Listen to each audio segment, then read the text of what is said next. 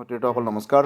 তো আজি মই যথেষ্ট এক্সাইটেড, কিয়নো আমি এনেকুৱা এটা প্লেটফৰ্মত জড়িত যিটো প্লেটফৰ্মৰ আৰম্ভণি 2024 7 আগষ্টত হৈছিলে। নাম আছিল ৰাইট BNB। আপোনালোক প্ৰত্যেকে জানে। তো ৰাইট BNB স্মাৰ্ট কানেক্ট খুব স্পীডত অলৰেডি আগুৱাই গৈছিলে। মাত্ৰ 100টা দিনৰ ভিতৰতে আমাৰ ভাৰতবৰ্ষত এনেকুৱা ব্যক্তিও আছে যি নেকি 500টালৈকে BNB ইনকাম কৰিছে। সতীৰ্থসকল, BNB কি আপোনালোকে জানে যে পৃথিৱীৰ চতুৰ্থ ক্ৰিপ্টো, যিটো নেকি বিটকইনৰ ভায়েক বুলিও কোৱা হয়।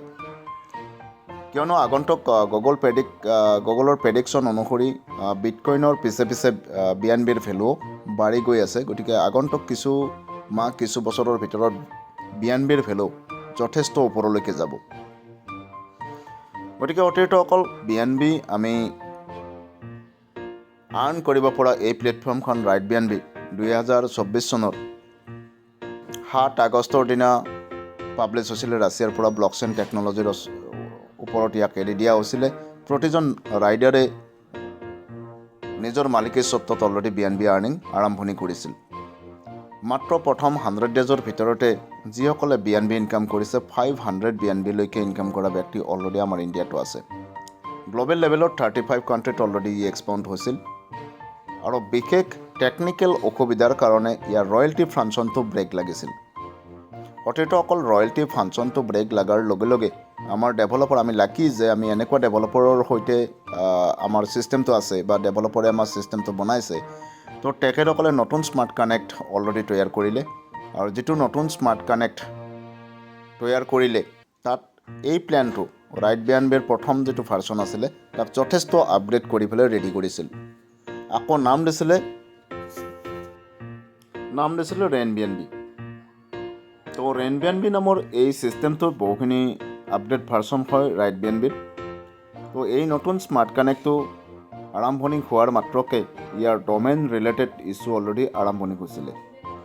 ডমেইন ৰিলেটেড ইছ্যু মিনছ প্ৰতিটো ডমেইনৰ এগেইনষ্টে অলৰেডি বহুত স্কেমাৰে কমপ্লেইন এটাৰ পিছত এটা দি আছিল, আৰু ডমেইনবিলাক আমাৰ এটাৰ পিছত এটা চেঞ্জ কৰি আমি ৰেজিষ্ট্ৰেশ্যন কৰি আছিলোঁ। কাৰণ আমি প্ৰত্যেকজনে জানো যে BNBৰ এই প্লেটফৰ্মখনে আমাক কৰৰৰ ঘৰত লৈ যাব পাৰে মাত্ৰ কেইটামান মাহৰ ভিতৰত। তো সতীৰ্থসকল, এই ডমেইন ৰিলেটেড ইছ্যু যিটো আছিলে এইটো সম্পূৰ্ণভাৱে পাৰ্মানেণ্টলি শেষ কৰি পেলালে আমাৰ ডেভেলপাৰে। এইটো আমাৰ কাৰণে এটা গ্ৰেট নিউজ, কিয়নো এইটো হৈ উঠা নাছিল কোনো ডিচেণ্ট্ৰেলাইজ অপৰচুনিটিৰ বা ইক'ছিষ্টেমৰ মাজত কেতিয়াও। আমি পৃথিৱীত কিছু বছৰ আগৰ পৰাই অলৰেডি বহুতো 100% ডিচেণ্ট্ৰেলাইজ ইক'ছিষ্টেম আমি পাইছোঁ, যেনেকুৱা লাইক ফৰ্চেছ আৰু অন্যান্য বহুতো আছিলে। তো প্ৰত্যেকৰ ক্ষেত্ৰত এটাই প্ৰব্লেম ইন ফিউচাৰ হৈছিল, যেনেকুৱা ফৰ্চেছত এতিয়া আপুনি চাই যদি তাতেও পাব। তো ডমেইনৰ ওপৰত আছিল এটা ছাইড, আৰু এটা ছাইড ব্লকচেইনত। আমি ব্লকচেইনতো এতিয়াও ৰেজিষ্ট্ৰেশ্যন বা তেনেকুৱা আমি সকলোখিনি কৰিব পাৰোঁ, কিন্তু আমি ডমেইনত গৈ ৱেবছাইটত গৈ পিনে খুলিব নোৱাৰোঁ। ইয়াৰ মুখ্য কাৰণটো হ'ল কি, ডমেইন কিছু বছৰৰ কাৰণে অলৰেডি পে'মেণ্ট কৰি লোৱা যায় কোনো নিৰ্দিষ্ট কোম্পানীৰ পৰা, আৰু যেতিয়াই ইয়াক ৰিনিউৱেল কৰিব লগা হয়, যদি ডেভেলপাৰে ৰিনিউ নকৰে তেতিয়াহ'লে আমি আকৌ ৱেবছাইটত গৈ পিনে ইয়াক ৰেজিষ্ট্ৰেশ্যন লগিং একোৱেই কৰিব নোৱাৰোঁ। গতিকে এই সমস্যাটো আমাৰ সমাধান হৈ গ'ল। এইটো আমাৰ কাৰণে বহুত ডাঙৰ কথা যে আৰম্ভণিতে এই সমস্যাটো পাৰ্মানেণ্ট চলিউশ্যন অলৰেডি আমাৰ ডেভেলপাৰে আমাৰ মাজত আনিলে। তো সেইটো হ'ল এটা APK এপছ, যিটো এপছ ডিচেণ্ট্ৰেলাইজ হয়, আৰু ডিচেণ্ট্ৰেলাইজ হোৱা কাৰণে এই এপছটো প্লে ষ্ট'ৰত দিব পৰা নাযায়। গতিকে আমি টেলিগ্ৰামৰ লিংকৰ জৰিয়তে দি এই এপছটোৰ কানেক্ট কৰি আমাৰ ৱালেটত আমি ডিৰেক্টলি কোনো ধৰণৰ ডমেইন ৰিলেটেড ইছ্যু নোহোৱাকৈ লাইফ টাইম বা জেনেৰেশ্যন টু জেনেৰেশ্যন ইয়াক ছিষ্টেমটোক অ'পেন কৰি থাকিব পাৰিম, ইক'ছিষ্টেমটোক, আৰু ইয়াৰ জৰিয়তে দি আমি ৰেজিষ্ট্ৰেশ্যনৰ কোনো অসুবিধা নোহোৱাকৈ আগবাঢ়িব পাৰিম। এইটো এটা পাৰ্মানেণ্ট চলিউশ্যন অলৰেডি আমাৰ মাজত আহি গ'ল। চবচে ডাঙৰ কথাটো হ'ল কি, কেনেকৈ এই APK এপছটো আমি কানেক্ট কৰিব পাৰোঁ আমাৰ ৱালেটত লাইফ টাইমৰ বাবে। আহক সেইটো অলৰেডি এই ভিডিঅ'টোৰ জৰিয়তে দি এক্সপ্লেইন কৰিব যাই আছোঁ। তো সতীৰ্থসকল, প্ৰথমতে আপুনি আপোনাৰ ৱালেট য'ত আছে, মোৰ ৱালেট আছে আপোনাৰ ডিৰেক্টলি চেপপালত। মই চেপপাললৈকে যাম। এইটো চাওক চেপপালত মই ক্লিক কৰিলোঁ, চেপপাল অ'পেন কৰিলোঁ। এইটো এটা এক্সটাৰ্নেল ৱালেট হয়, ৱেব3 ৱালেট। তো ইয়াতে আমি এক্সপ্ল'ৰত গ'লোঁ, তলৰ পিনে মাজত এক্সপ্ল'ৰ আছে, ক্লিক কৰিলোঁ, ওপৰত চাৰ্চ বাৰত ক্লিক কৰিলোঁ। যেনেকৈ আমি আইডি আগতে অ'পেন কৰিছিলোঁ, লগ ইন কৰিছিলোঁ, ঠিক তেনেকুৱাকৈ আমি ডমেনত ক্লিক কৰিম, ক্লিক কৰি অ'পেন কৰিম। ডমেনত ক্লিক কৰি আমি ক্লিক কৰিম, ৰাইট কৰ্নাৰত আছে, গ'ত ক্লিক কৰিম।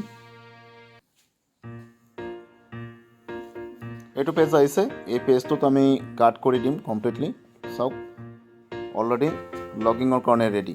আমি এতিয়া ইয়াক লগ ইন কৰিম, লগিঙত ক্লিক কৰিছোঁ, আইডি অ'পেন হৈ গ'ল, লগ ইন হৈ গ'ল। এতিয়া সতীৰ্থসকল আমি ডাইৰেক্টলি APK এপছলৈকে যাম, মানে যিটো ডিচেণ্ট্ৰেলাইজ এপছ আছে, য'ত নেকি ডমেইন ৰিলেটেড এতিয়া ক্লেইম কৰিও স্কেমাৰে আমাৰ লগত কোনো ধৰণৰ সমস্যা সৃষ্টি কৰিব নোৱাৰে। তো আমি ইয়াতে টেলিগ্ৰামত যাওঁ, ওপৰত টেলিগ্ৰাম, আপোনাৰ ফেচবুক, হোৱাটছআপ দেখিছে, টেলিগ্ৰামত গ'লোঁ,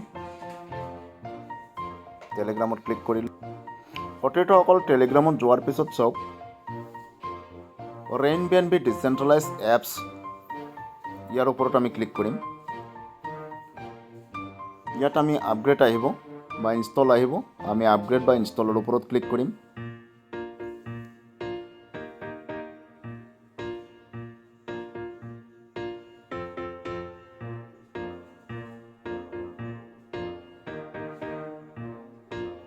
ইয়াত অ'পেন কৰিম, অ'পেনত ক্লিক কৰিলোঁ।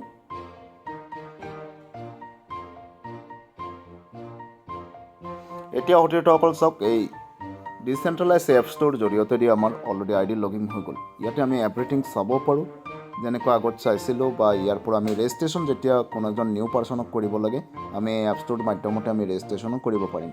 ইয়াৰ বাবে আগত যেনেকুৱা ৰেফাৰেল লিংক আছিলে, তো আমি ৰেফাৰেল লিংকটো কপি কৰি ল'ব পাৰোঁ। ইয়াতে কপিৰ অপশ্যন আছে, দেখিছে, ৰাইট ছাইডৰ পৰা লেফ্ট ছাইডে ঠেলি দিয়ক, ইয়াতে কপিৰ অপশ্যন আছে, কপিত ক্লিক কৰি দিলে কপি হৈ যাব এইটো ৰেফাৰেল লিংক। আকৌ যদি আপুনি ভাবে নহয় মই আইডি জৰিয়তে ৰেজিষ্ট্ৰেশ্যন কৰোঁ, দেন ওপৰত ৰেফাৰেল আইডি লিখা আছে, ইয়াতে টপ টু কপি লিখা আছে, টপ টু কপিৰ ওপৰত ক্লিক কৰিম আৰু কপি কৰি আমি আইডি ৰেজিষ্ট্ৰেশ্যন নিউ আইডি কৰিব পাৰোঁ। গতিকে সতীৰ্থসকল ইয়াতে আমি সকলোখিনি আগত যেনেকুৱা চাইছিলোঁ সকলোখিনি ইয়াতে চাবলৈকে সক্ষম হ'ম। আমি আমাৰ ৰেফাৰেলৰ পৰা আৰম্ভণি কৰি গোটেই টিম ষ্ট্ৰাকচাৰ তলৰ পিনে দিয়া আছে চব।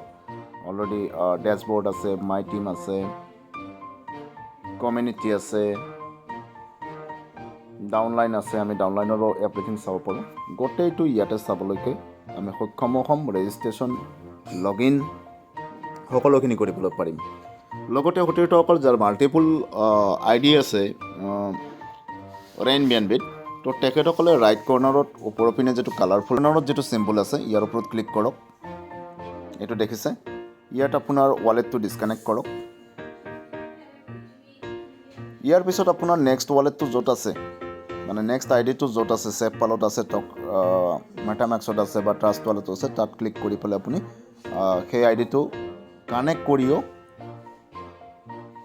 এভৰিথিং তাত চাব পাৰিব বা তাৰ জৰিয়তে ৰেজিষ্ট্ৰেশ্যনো কৰিব পাৰিব। তো সতীৰ্থসকল ধন্যবাদ। প্ৰথম কথাটো হ'ল কি, এনেকুৱা এটা গ্ৰেট অপৰচুনিটি য'ত নেকি ডেভেলপাৰৰ 100% আমাৰ প্ৰতিটো সমস্যা দূৰ কৰাৰ কাৰণে আছে।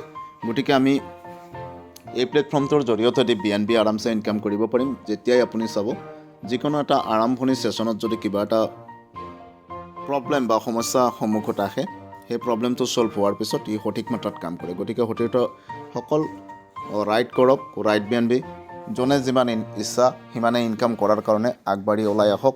যিকোনো মুহূৰ্তত যিকোনো সমস্যাত অলৰেডি মই উপস্থিত আছোঁ, মোৰ টীম উপস্থিত আছে। এই ইউটিউব চেনেলটোৰ জৰিয়তে চেনেলটো ছাবস্ক্ৰাইব কৰি দিব, কাৰণ চেনেলটোৰ জৰিয়তে আপোনাৰ RainBnB এণ্ড RainBnB সম্পৰ্কে যিমানখিনি আপগ্ৰেড ইনফৰমেশ্যন বা ভিডিঅ' ইয়াতে পাব, ইভেন প্লেন প্ৰেজেণ্টেশ্যনো পাব।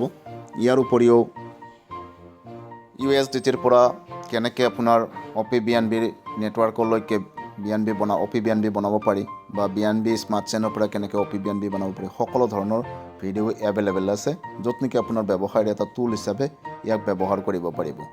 সতীৰ্থসকল নিজৰ মালিকী স্বত্বত ইনকাম কৰিব পৰা BNBৰ এই প্লেটফৰ্মখনৰ এই সুযোগটো আমি গোটেই পৃথিৱীৰ আৰম্ভণিতে পাইছোঁ। গতিকে আমাৰ কমপ্লেক্সন ইকনমিক যিটো মানে কি স্থিতি, এই স্থিতিটো বহুতখিনি ডেভেলপ হ'ব বুলি আমি প্ৰত্যেকে জানো। গতিকে আহক বিটকইনৰ ভায়েক আমি BNB ইনকাম কৰোঁ। ধন্যবাদ।